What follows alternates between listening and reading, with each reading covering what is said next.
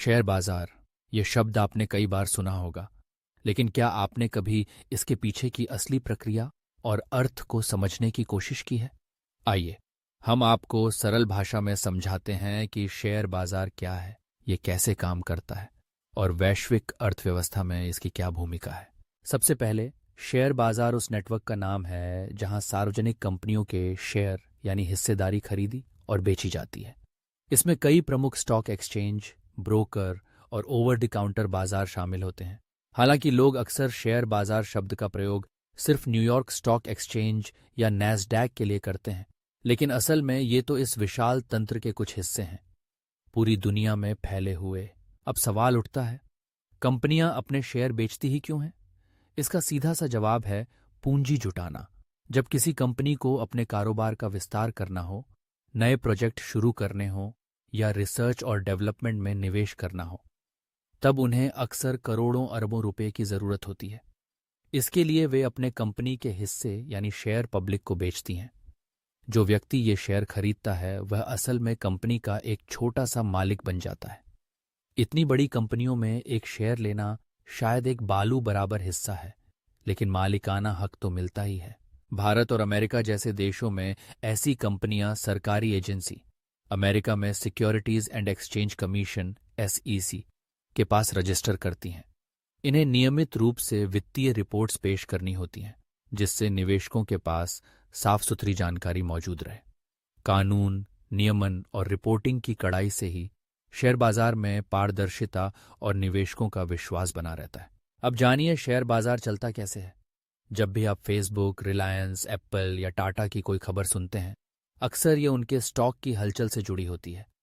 Share बाजार दिन रात लगातार चल रहा एक मंच है। यहाँ कोई व्यक्ति स्टॉक खरीदता है, कोई बेचता है। वजहें भी अलग अलग। किसी को कंपनी के मुनाफे से डिविडेंड यानी लाभांश चाहिए, कोई शेयर की कीमतें बढ़ने का इंतजार करता है ताकि बाद में उन्हें ऊंचे दाम पर बेच सके, और कोई चाहता है कि कंपनी के फैसलों पर वोट करने का भी हक मिले।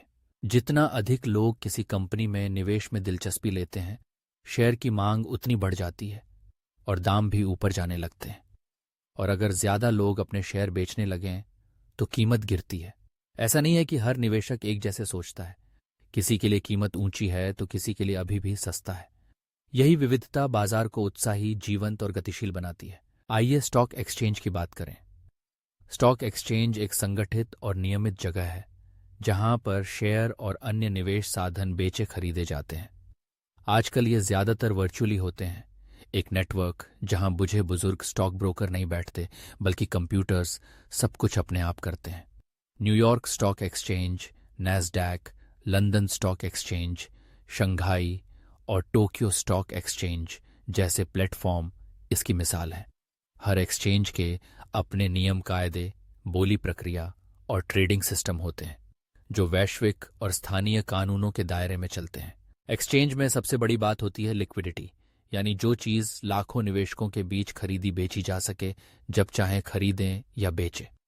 कोई न कोई कीमत पर हमेशा एक खरीदार या विक्रेता मिल ही जाता है। शेयर बाजार पर सिर्फ शेयर ही नहीं बल्कि mutual funds, exchange traded funds, ETFs, derivatives, preferred stocks और real estate investment trusts REITs जैसे और भी बहुत से निवेश साधन खरीदे बेचे जाते हैं। यहाँ अमेरिकी या विदेशी कंपनियों के डिपॉजिटरी रिसिप्ट्स भी बिकते हैं, जिनसे आप बिना विदेशी एक्सचेंज जाए विदेशी कंपनी में निवेश कर सकते हैं। इसके अलावा बाजार में ओवर द काउंटर अथवा OTC ट्रेडिंग भी होती है, जिसमें ब्रोकर और निवेशक बिना एक्सचेंज पर लिस्ट हुए कंपनियों के शेयर आपस में डायरेक्ट खरीद बिक्री करते हैं।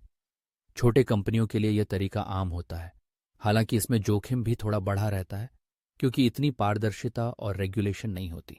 अब जाने स्टॉक बाजार में कौन कौन मौजूद रहते हैं। एक और बड़े बड़े संस्थागत निवेशक होते हैं, जैसे पेंशन फंड्स, बीमा कंपनियां, म्यूचुअल फंड्स, जो अरबों रुपए का निवेश करते हैं और बाजार को गहराई और स्थिरता देते हैं। दूसरी तरफ आम लोग और छोटे रिटेल निवेशक हैं, जो व्यक्तिगत अकाउंट्स के जरिए निवेश करते हैं। आजकल मोबाइल और ऐप्स की मदद से निवेश करना बेहद सुविधाजनक हो गया है। फिर होते हैं ट्रेडर, जो तेजी से शेयर खरीदते बेचते हैं, मुनाफे की जल्दी में रहते हैं और अक्सर शॉर्ट टर्म मूवमेंट्स पर दांव खेलते हैं। शेयर बाजार के काम में ब्रोकर्स की भूमिका अहम होती है। ये निवेशकों और स्टॉक एक्सचेंज के बीच मध्यस्थ का काम करते हैं। ब्रोकरेज फर्म्स सलाह, रिसर्च, वेल्थ मैनेजमेंट और लेन देन की सुविधा देती हैं। आजकल ऑनलाइन ब्रोकर्स और यहाँ तक कि रोबो एडवाइजर्स से भी लोग बिना बहुत खर्च के निवेश कर रहे हैं। इस पूरी व्यवस्था की निगरानी करता है रेगुलेटर। अमेरिका में SEC और फिनारे, भारत में SEBI। इनका मुख्य मकसद है निवेशकों की रक्षा, बाजार में उचित व्यापार, सही समय पर सूचना सार्वजनिक करना, धोखाधड़ी और अंदरूनी व्यापार को रोकना। रेगुलेटर के दिशा निर्देशों से ही बाजार में भरोसा बना रहता है।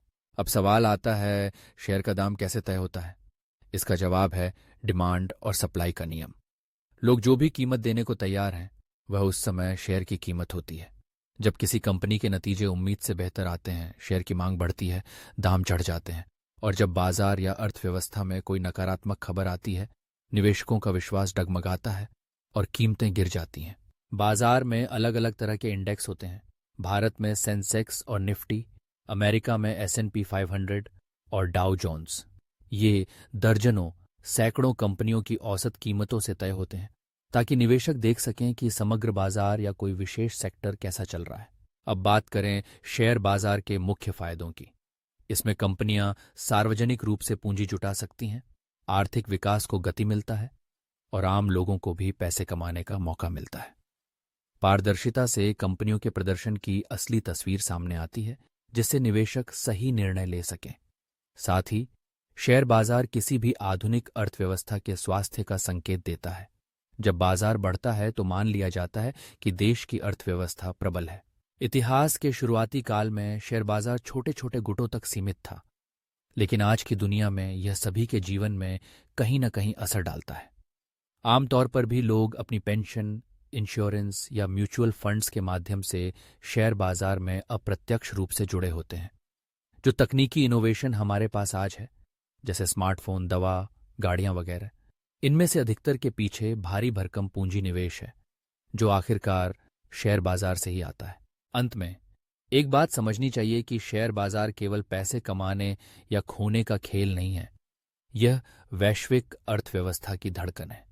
यही वह जगह है जहां पूंजी से विचार और श्रम को मिलाकर नए उत्पाद, सेवाएं और व्यवसाय बनते हैं, जिससे करोड़ों लोगों की जिंदगी बेहतर होती है। चाहे आप खुद निवेशक हों या न हों, शेयर बाजार के उतार चढ़ाव आपके रोजमर्रा के जीवन पर असर डालते हैं। उत्पादों की कीमत, नौकरियां, तकनीकी विकास और आपकी सेवानिवृत्ति तक। इसलिए जैसे जैसे आप शेयर बाजार को बेहतर समझेंगे, आप पाएंगे कि यह न केवल पैसा या निवेश का साधन है, बल्कि समाज, उद्योग और आपके आर्थिक भविष्य के लिए भी सबसे अहम इमारतों में से एक है।